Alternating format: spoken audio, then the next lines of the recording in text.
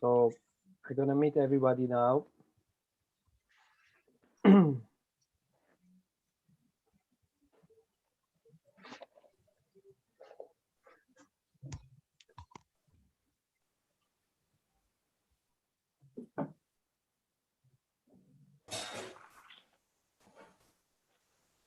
Hello, everyone. Thanks for joining our first day of Fashion Open Studio and our next to last event with Kevin Germanier. So a little bit of housekeeping before we start. So first, we will be recording this event, which will mean that if you're not, if you don't want to appear or if you don't want to be heard, please refrain from intervening either with audio and video. And otherwise, if you have any specific question that you want to ask to Kevin and Melvin during the event, please do share those via our chat. And I think we are ready. There is some more people coming in, but I'm gonna start recording now and I'm gonna pass the word to Ursula to introduce Kevin.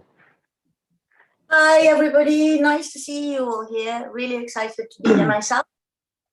So Kevin and I go back a really long way. We met when he won the Redress Design Award. And Kevin, I can't remember what year it was. You'll know more than me. Was it 2015? 14. 14. God. Okay. Yeah. So I'm not the only one. I'm very pleased to confirm that. But Kevin was brilliant, revolutionized the award. You know, he sort of arrived, and the research that he'd done on the fabrics was meticulous, and he really was, you know, he just kind of came to life on that competition. I've often told the story that I actually didn't vote for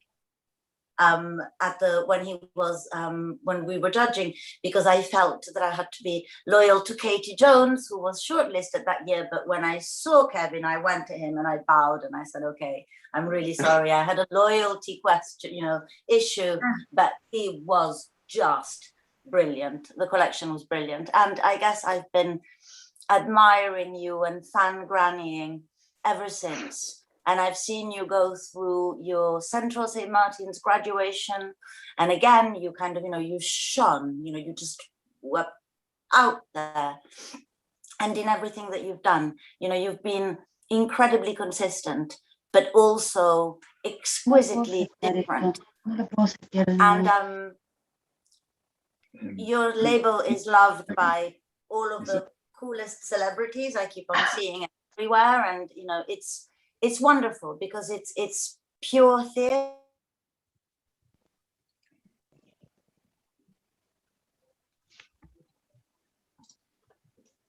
Ursula, we lost you, yeah. I think you mute yourself. I didn't mute myself. So anyway, we couldn't hear you. You're an amazing designer. I mean, all of what you do. And I'm just going to leave you the floor because this is your event, but I'm going to be here and I really look forward to watching it. And really lovely to see you both here, Kevin and Melvin. Sorry, Kevin, very quickly, I need to ask everybody to mute themselves. Please. Can you please all mute? I'm looking forward. Thank you. Cecilia Studio. I think still, Mia, okay, you are not muted.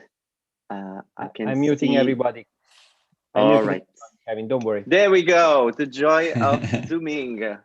Soon we can do that in real life. Anyway, thank you for having me. If my second time here. I mean, Ursula is a mentor. At the very, very beginning, when I was doing the Redress Design Award, I was a little bit nervous and scared because that's true. She came to me and she was like, I did not vote for you. But look at us, still friends. No, jokes aside, I always ask Ursula because I feel like my material is not what people think about sustainability. You know, there's some cliche that when you are upcycling, the style will look, for example, like a hippie or something like that. And for me, as a designer, I really wanted to break all those preconceived idea of what a sustainable brand should look like. Because if you like glitter, if you like shiny stuff, if you like diamonds and Swarovski, you can still do it in a sustainable way. You just have to source very well. Last year, we were talking about the star, you know, all the celebrities that we dressed. And I felt like Germanier is all about a team. So please let me introduce my second brain, which works better than mine. It's Melvin Zoller. He is my right-hand hand. We actually met when I was still a junior designer at Louis Vuitton at the time. And Melvin also had a job at that time. And we've been introduced by a very good friend of mine, Laura. And Germanier started, it started really like organically because we were just doing Germanier after our job. It was just friends gathering and building something. We started in my flat that was like 24 square meter, which now Melvin lives in. And we moved to another studio. So today, I just felt like, let's show you guys the new studio and let's talk material. I really wanted to focus this workshop about glorious garbage, terrific trash. And shall we just start? Melvin, you can just maybe show us around. I think maybe, perfect. I will just mute myself. No, maybe I won't mute myself because I will just ask some question for Melvin. So could you please introduce yourself and then introduce the studio? Of course. So Kevin already said how we met. Hello, everyone. Before that, I grew up in Switzerland, in the east part of Switzerland, and studied then fashion design in Basel in Switzerland.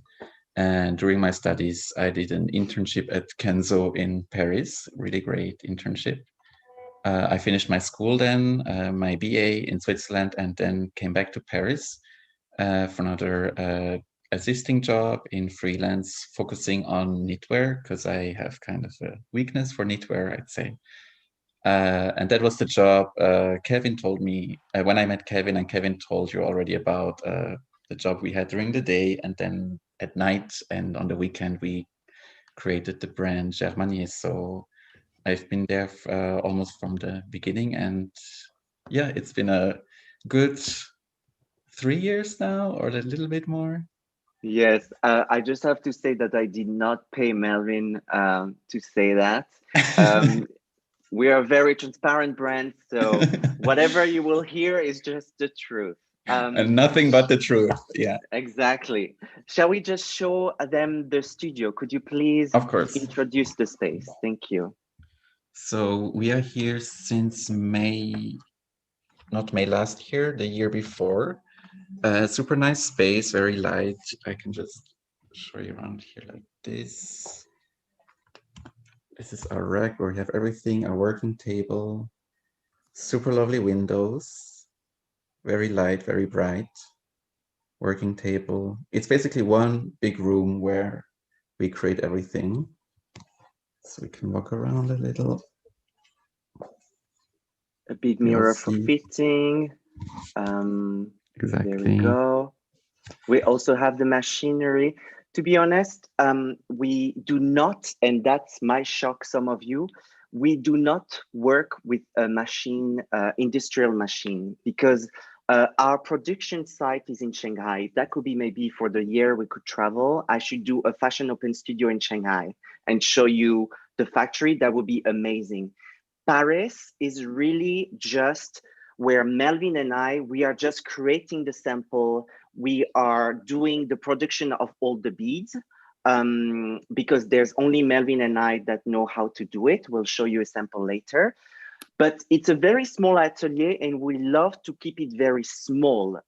There's 3 sites of production. There is production of knitwear, is everything in Switzerland. Paris is artistic and Shanghai is the big production. So maybe Melvin, can you just go back to the rack, please? Mm-hmm. And you can just sit down and I would love to ask you some questions. Of course. I am joking because we are actually, the studio used to look something else. And I really want to have like to change, you know, it feels like it's spring, so we need to clean. So, you know, that's why you saw earlier those big boxes. We're reorganizing. All right, so let's go and talk more about the material. You introduce yourself. You said you had the weakness for knitwear and for material, because to be honest, the thing, I think the misconception is that when you have your own brand, you think you're going to design all the time, right? That's kind of what you think. However, and you can confirm it, I am behind my computer most of the time. You are kind of the one who's like doing the research, maybe some weaving, how to apply the Swarovski, how could we use the jacquard that we use once. So why are you so interested in fabric, but also why do you like upcycled fabrics? So I think why I like it so much, first in the freelance job I had before, it was, as you also said, a lot of time on the computer. And what I enjoyed while I was still studying in Basel, that you really work directly with the materials. You have 24/7, you have some fabric or some thread in your hands and you create something with it. And then when I got to the job world, I saw, okay, I'm spending maybe 90% of my time on the computer. And that was the reason why I wanted to change that. And that was the time when we met. And that I saw the occasion, okay, here I can really work, let's say 90 or even more percent with hands-on. And that's what I really enjoy.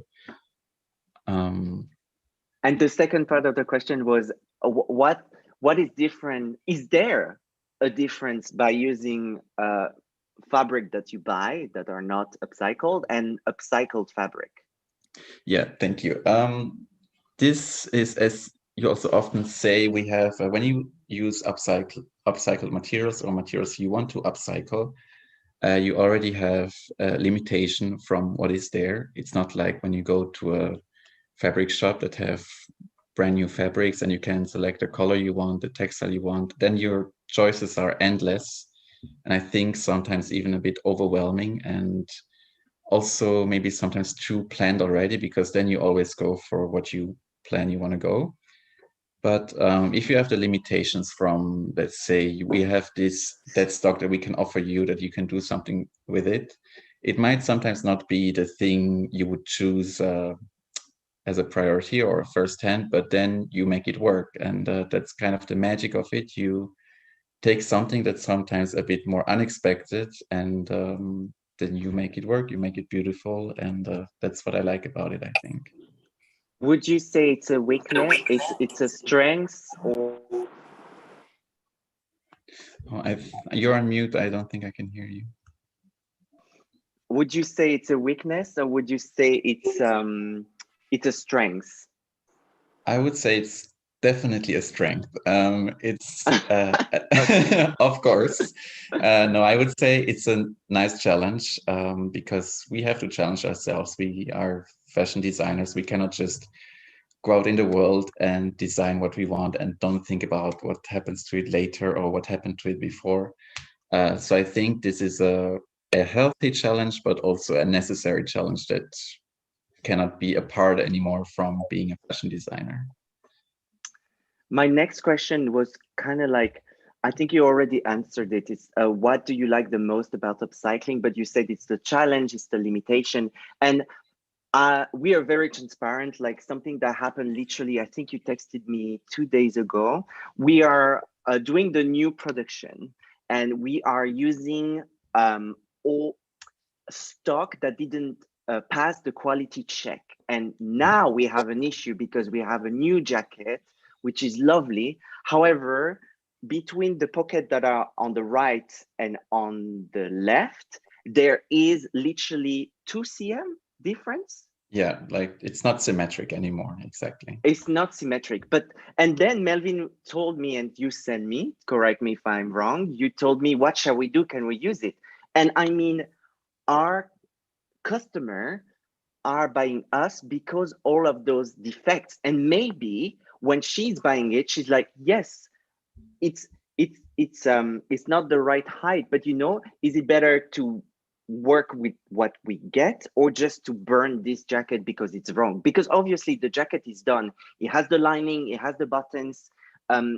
Is it better to throw it away, or is it better to just like make it work and find the beauty out of it? And I think that's sometimes very frustrating, because I think Melvin and I, we are both well, we're both Swiss, and we tend to like what is perfect, but we are really challenging ourselves to also, that's the beauty of the fabric, it has some defect, so let's just work with it instead of hide it.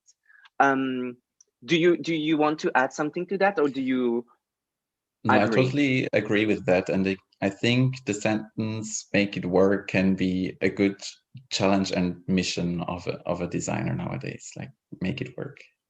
I have to say, I heard someone tell you that quite a few times. I'm wondering who. Moving on. Shall we show them some? I wanted to ask you, maybe it's too hard to choose, but could you, because I know you have some fabric samples next to you, could you show us 3 of your favorite fabric manipulation that we did and explain them to us? Yes, definitely. The first one, very spontaneous, it's just lying here. The first one is, let me stand up, is this one. Don't know if you can see it in full. This is a skirt from the Autumn Winter 20 collection, if I'm right, from that we did last year.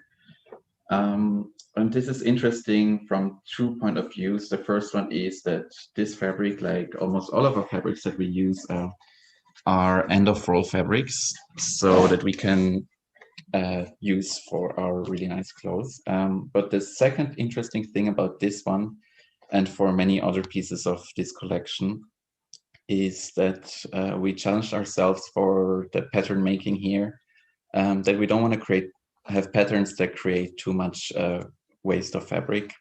For example, we don't want, if you have, you know how it is, you cut an armhole or you cut a neckline and you don't really know what to do with this half circle you're left in. So we challenged ourselves to create this, but using for the pattern only shapes, like rectangles, to eliminate the possible fabric waste. This is the same collection, a skirt from it. So what Melvin is saying is that it's actually a zero waste pattern technique. Melvin, he smoked all the rectangle with elastic, which created the volumes. I think that was one of the most challenging garments you ever made for Germanier, right? It was, but it was also one of the most fun garments to do. For me, it was really you have a rectangle, and I mean, this doesn't look like anything like a rectangle. So it was really you take the piece of fabric, and with everything you got, and you know, or here with the smocking technique, you sculpt it around the body, and I just really liked it. It became almost kind of nerdy also, like then you have to calculate how much will you smock, so it creates this kind of volume, and in the end I was almost more calculating than stitching, but it was really I really enjoyed doing this. Yeah. Could you move on to your second favorite, please? My second favorite is over here. Just so you guys know, I have no idea what he picked. Oh, surprise. Okay. Oh, I didn't know. Okay. Yes, of course. So this dress, that was the collection before Autumn Winter 20. So summer 2000. To be honest with you guys, we don't really care about season. For me, it's not relevant, and this is the worst thing to do, is to because what I mean by that is not sustainable to follow trends and to make, for example, oh, let's make only coat for this season. When it's hot in Switzerland, it's cold somewhere else. When it's cold in Switzerland, it's hot somewhere else. So I just want you guys to understand that the reason why we don't really know the season, I'm not finding excuses, is that, to be honest, we don't really care about it. Because for me, following a calendar and following trends, it's the worst thing you could do. Also, we are already has been, in the sense that we are using fabric from all older season. Therefore, we will never be trendy because we're using old stuff. Back to Melvin, sorry. Exactly. So yeah, it's always summer somewhere. So here, this is a dress I want to show you that we made in our collaboration with Swarovski. So all the stones you see here, it's by Swarovski. They sponsor us with their green stock. They give us their green stock. That green stock of Swarovski, to tell you, it's a stock of stones that they have with colors that they cannot use anymore in a commercial sense. And sometimes the reason for this might be a bit odd, but it can be reasons like the color doesn't work anymore with the season, the color is not in trend anymore for them. So that's why there is this green stock. And for us, obviously, because we like to use all of the colors that we can, for us this is really great. And yeah, so and the base of this dress, just to show you, it's organza. Again, it's an end of roll fabric. And what we did here was we dyed this organza in, again, all colors of the rainbow. And it has this super nice transparency, very light fabric, but it's embellished with the Swarovski. And I think it's a really nice mix. And also, yeah, I was really proud when this dress was done, because also we thought stitching organza is not something you do as a hobby. So once the dress was here, we were all very happy. All right, I'm just going to jump in and, sorry, Melvin, yes, just a quick question from Jenny, who is asking, how is the silvery metallic surface created? Is it a kind of a screen printing? It's actually foil. And the way that we used is also upcycled, because there is a zero waste kind of foil, because the way we cut it is that we use the front, we use the negative space as well. Does it make sense? We use the on and off. Yeah, exactly. So therefore, yeah. Where do the fabric come from? This fabric comes from Marché Saint-Pierre in Paris, but we source fabric from, we had Korea, we had London, we had Shanghai, of course, Switzerland a lot this season, Paris. And what's happening with the fabric that we source is that now, because it's been already a lot of season, 7, I think, people start to know us. So it's very nice because they keep anything that is shiny, they keep for us on the side because they know we might use it. For example, this season we use sequins again because from Shanghai, they kept their stock because they thought we would like it, and they were right. We liked it.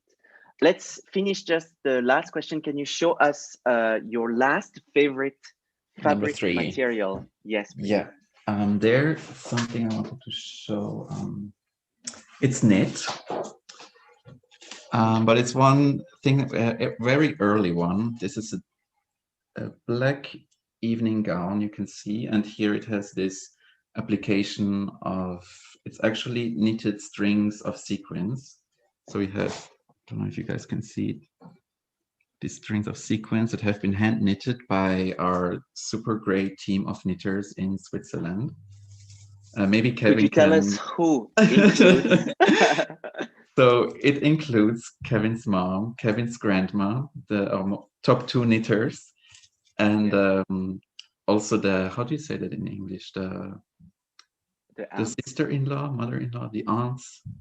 Yeah, the mother-in-law of my sister, Yeah. the best friend of my mom. So they're basically 12 knitters in Switzerland, and that was quite a challenge for them because bear in mind that they're from Switzerland. They're usually knitting socks or just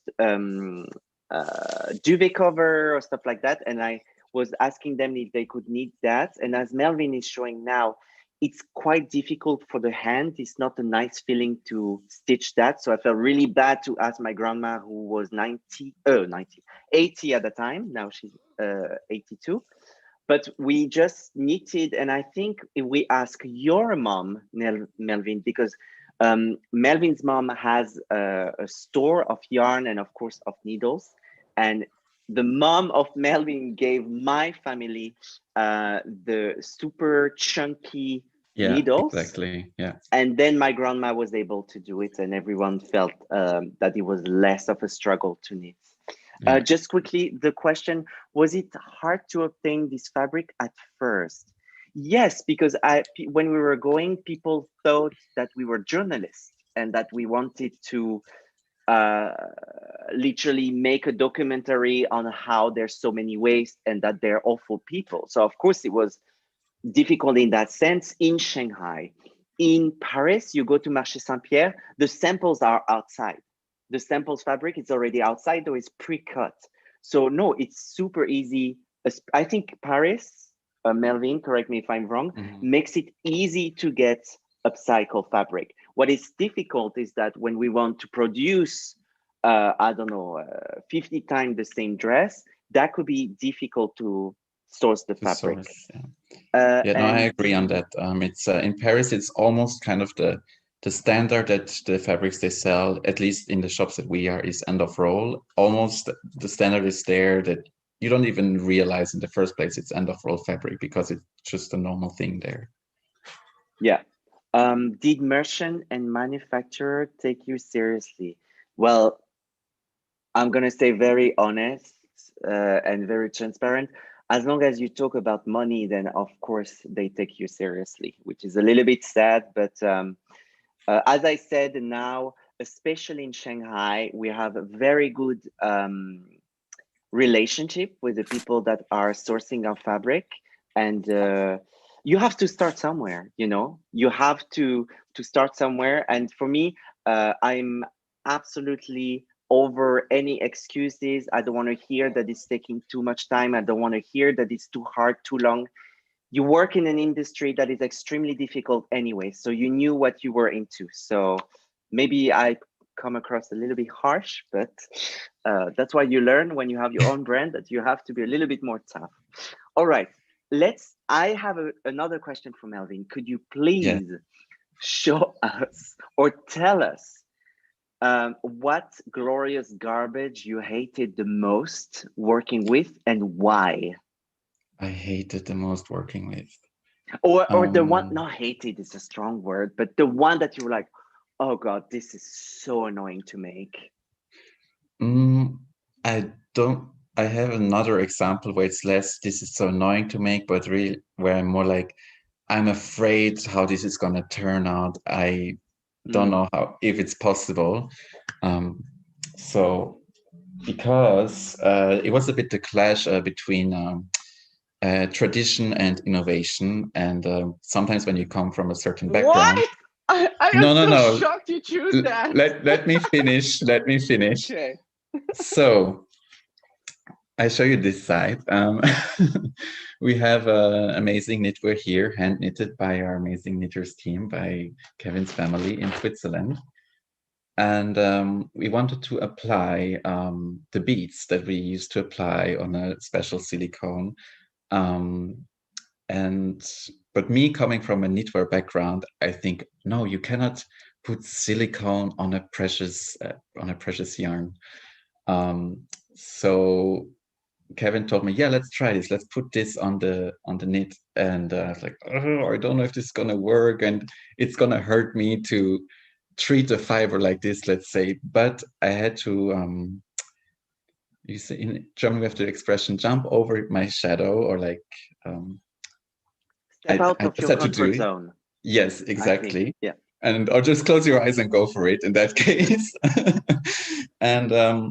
And it worked. Like, I didn't have to be worried at all, because now we have a super nice beaded technique here in a nice AB color on this super cute cardigan. So we really fused the craftsmanship, the knitwear of Kevin's family with the more innovative technique of embroidery. So it turned out well. But yeah, it's sometimes those moments when I wouldn't say doubt yourself, but you're like, I don't know if this will work in theory, but very often it was the case. You just had to go for it, and it's part of experimentation. Of course, there's also some stuff that doesn't work, but if you don't try, you not gonna find out. So that's yeah. I did, guys, once again, I did not know what he chose. It comes to me as a surprise, but I think for me it is for that reason my favorite piece, because we are mixing the savoir-faire. It's I mean, knitting, I don't know when it was invented, but you know, like this savoir-faire of a grandma that lives in Switzerland, and we are mixing it with like the most, it's quite punk in a way, because we're mixing silicone, knitting, and then we have the Swarovski application on top. So I just love the innovation and the savoir-faire mixed together. I think when you have a good balance of both, that's when magics happen. And that, for me, it's my favorite look of last season for sure. I have to say that also the story, maybe because it's made for my grandma, of course, I do like it even more. But I think, guys, what you have to understand is that, as Melvin said, his background is really technical, right? For me, you are very like extremely technical and into the material, yeah. Definitely. Exactly. And me, it's more like, oh, let's break all the stereotypes. Let's do this. Let's do this. So I think there's the good balance of common sense of Melvin and craziness of me, and I think it works very well. And the reason why I just saw that Ursula said you wrote "small is the new big" according to Vogue Business. I totally agree about that, because in the sense that most of the time it's Melvin and I, and we have one intern, sometimes two, but usually it's just three of us. If I have the production of Shanghai, which is 12 people, the 12 knitters from Switzerland in the same room, we're 27 people. The fact that it's just so small in Paris, I think that's why we can still be in the mood of creation, because we don't have to see the reality of it. We live in our bubble, literally our bubble of trash, and we just do whatever we want. And when it comes for production, Melvin doesn't have to worry about anything. I will find a way with Shanghai, you know? So I think it's very important, and it's not relevant. Like big, small, who cares? It's how you build your business. I just want to also highlight one thing. We're talking a lot today about how we are upcycling using terrific trash. We are joking about it, but it's true. We're using waste. For me, that's not enough to be sustainable business. It's not just that. It's how you treat the people you're working with. Is the woman as well paid as the men, or the other way around? You know, it's. Do you switch off the light when you quit your studio? Do you switch off the machine? And it's small things like that that just might come across as common sense for us, because obviously we are sensitive to that. But I remember once I was actually in a factory in Bangkok, machine on the whole night, and I'm not talking about like us, literally 3 machines. It's hundreds of machines just on the whole night. Anyway, that's another topic. Maybe for another Fashion Open video, we'll talk about that. Let's go back to trash. We do have a lot of questions. How do you source your beads and sequins? Well, most of the time it comes from Shanghai or Hong Kong, because when I won the Redress Design Award, the award that Ursula was a jury, she and she knows about that. I won, and I moved to Hong Kong to do a capsule collection for Shanghai Tang. Melvin is showing you guys now the beads. They're still from Hong Kong, the same supplier, because now it's almost a friend. We built such a strong relationship with her, and it's all the dead stock of colors. which is sometimes very frustrating because we were like, oh, this green is clashing with that yellow, but that's what we do, which we find solution how we can use those colors that don't go together. So to answer to your question, beads and sequins are from Hong Kong most of the time, still now. And also it's because they were in the window of the store, and the top of the package, the color fade away because of the sun. I think we use all of the package from the season. I don't think we have one there with the two colors changing. Anyway, Not problem. maybe if you maybe I'll make sure to Instagram that later. I am just reading with experimenting so much. How do you work on your sampling? Very interesting question. And that's why maybe Melvin is freaking out most of the time, is that we don't do samples. It's a one shot. The dress that Melvin showed you, okay, I have 10 minutes, Filippo. I'll hurry up. The dress that Melvin showed you, the hand dyed, I did not ask Melvin to do a mini sample first. It was, okay, we have this idea, let's just do it. Because for me, there's also, we're wasting so much material by doing prototype and sampling. Of course, sometimes you have to do, for example, for the zero waist pattern skirt that Melvin showed you earlier, we had to try a little bit to see if it works. But most of the time, for the knitwear, my grandma is knitting the skirt. If it doesn't work, we undo it and we knit a new one with the same yarn. Therefore, there is no waste. And also, guys, bear in mind that most of our production, we are using fabric that are already, not fabric, sorry, we are using basically a shell that is already made. So voila, just to answer those questions. Melvin, I have so many questions, but is there anything that you would like to add? We know that you love your job and that you're very grateful to be here. Obviously, but on a more every day serious is a note, joy. Yeah. On a more serious note, what drives you right now? Like, why are you still here? Why am I still here? Why am I still getting up in the morning? Yeah. I think it really is a combination of the joy of creating. It sounds cheesy, but it's really what I like to do. But especially when you're creating, sometimes you ask yourself, you have those questions, what is the purpose of it? Like, I'm not a doctor, I'm not saving lives, for example. I'm making clothes. So sometimes you can have those questions about the purpose. But so that's why it's also a necessity for your own work ethic to work in a sustainable way, because this is your task, that's your contribution to make it a better place, to make sure we can survive for another couple of years. You can ask yourself, what can I contribute as a designer to all of this? And I think this question is a motivation that drives me every day. Thank you. I'll go very quick. Nayab, sorry if I misspell your name. I read your question about that you're trying to source fabric, but as a student, it's very expensive. I relate to that. What we are thinking right now, for example, is that Melvin and I, we usually give away to our interns the samples. Like Andrea, our previous intern, she just took whatever she wanted because sometimes it's too small for us too, and we understand that there is a money issue. What we are thinking to do is to give away, for example, some of our fabric to the IFM student in Paris because we are in Paris.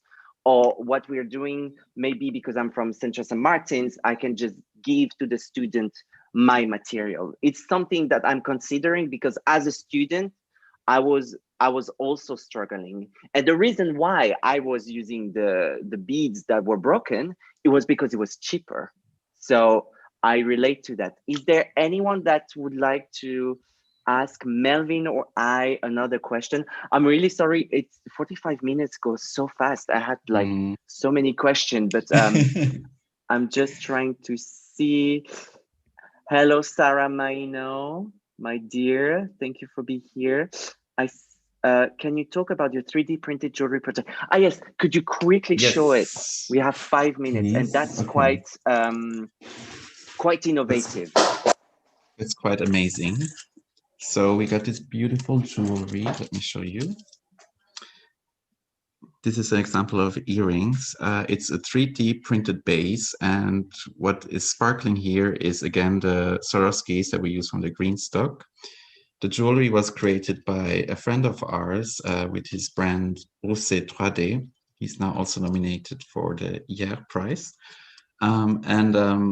We knew each other from Kenzo, and we just asked him, hey, why don't you collaborate with us? And that's how these amazing shapes came to life. I'm going to show you some other also, examples. Rosé is using a biosourced material. He's a once again, a great example of Rosé. I mean, Jan, that's his name. He loves everything cute, everything shiny.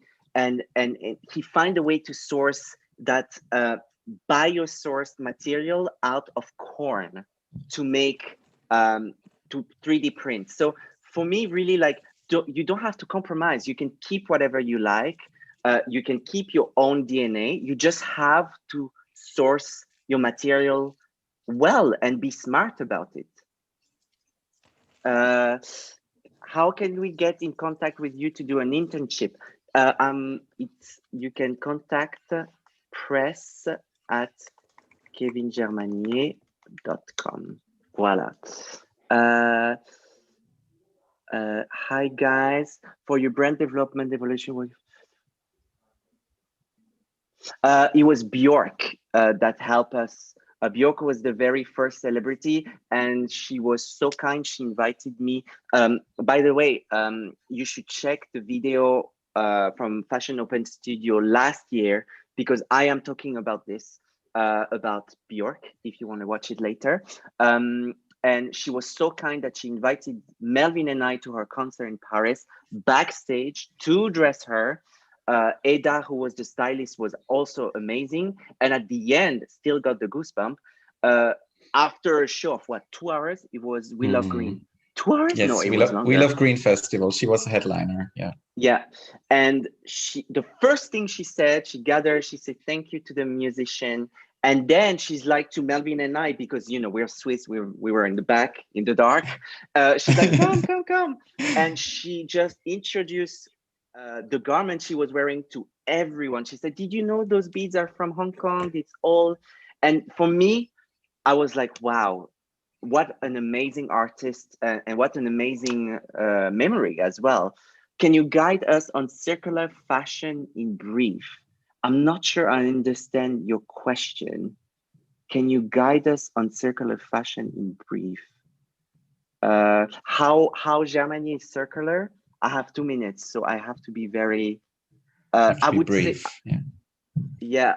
Got it. Thank you.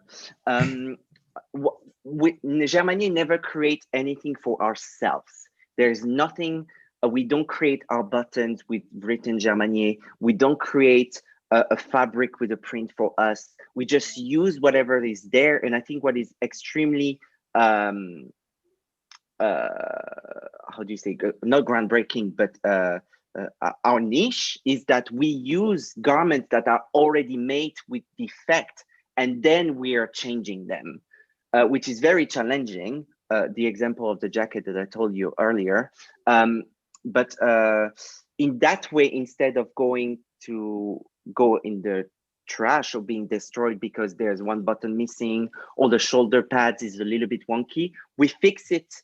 And then we are, of course, doing all the embroidery. We are opening the lining, snatching the waist. Voila. I am rushing. I'm so sorry. That was a very bad answer to your question, but I have 1 more minute. Ursula, would you like to end this talk? Or did I cover almost everything? You are muted, my dear. Typical. So super interesting. You guys are very, very funny. I loved your approach when you started, Melvin, when you were talking about limitations. I mean, that to me rings so many bells. I love those limits, you know, those are what makes you, you know, avoid, you know, the problem in a way. And it's really exciting to hear that. So always lovely to see you. And thank you so much. Thank you. Yeah. And Thank you for all. having us. And I think that would be such a good idea just to show Shanghai whenever I can fly. Yeah, that would we'll do absolutely Fashion Open Studio in a factory. That would be amazing. Yeah. Let's keep that. Thank you guys so much. We were quite a lot. Yeah. So, and thank you for having us. Everyone is taking care, please. And let's all stay optimistic for the future. Definitely. Bye, guys. Thank you so much. Thank Ciao. you. Thank you. Bye-bye. Bye-bye.